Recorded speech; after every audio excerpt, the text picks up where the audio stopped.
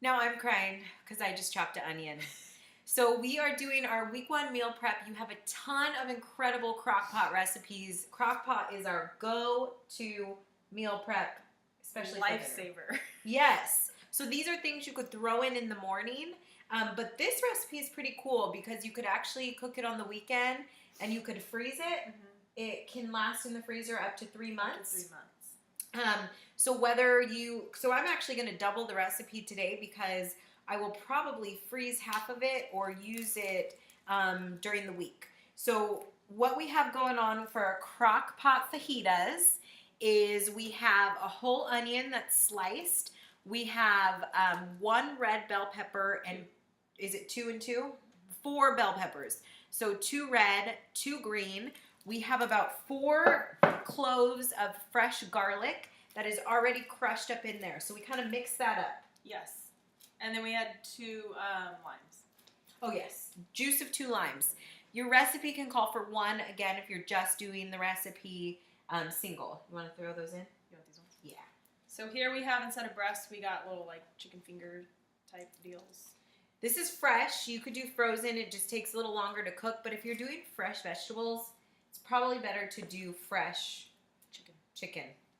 So if you don't do the chicken tenders, you could do the breast and slice them. And then, so this is 3 pounds chicken tenders. Forgot what I was gonna say. Oh, and if you freeze it, you want to freeze it pre-cooked.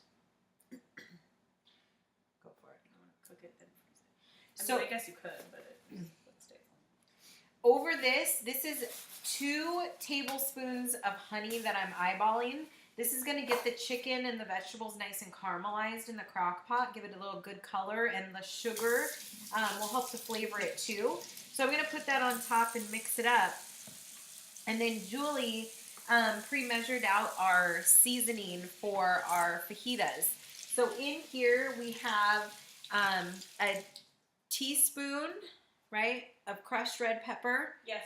1 of those for the 3 pounds of meat. So again, you're doing this in half if you're halving the meat. 2 teaspoons of smoked paprika. 4 teaspoons of cumin.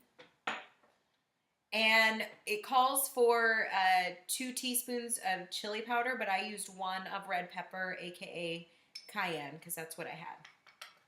You want to throw that on top? And if you're really sensitive to spice, you can, leave out the red pepper flakes or... This is probably a little spicy. Yeah, this one might be a little spicy, but spice boosts your metabolism. That's right. The pepper will help boost your metabolism. And then it doesn't call for salt and pepper, but I just like to give it a little dash. This is Himalayan salt, the purest form of salt that you can get. So it's not bleached like typical table salt. And then, of course, some crushed red or black pepper. Yes. That stuff. Okay. Then I'm just going to kind of mix it up so the seasoning is coated onto every piece of chicken and the vegetables as well. So this will get a little juicy because the lime juice will help kind of break down the meat, and the natural juices from the vegetables and the chicken. And we cook this, I'll probably put it on low, and it's going to take, 4 to 6 hours on low? Probably about that. So, I mean, you can set it and forget it. Exactly. So you got more recipe options to choose from. This is just one of them that we want to show you. This is a great take on your super simple crock pot fajitas. You could put this over brown rice if your family needs a carb, or of course inside like a tortilla. Otherwise, you could put it over a salad and make like a yummy fajita salad. That sounds amazing right now. I can't wait for dinner. I'm hungry. That looks good.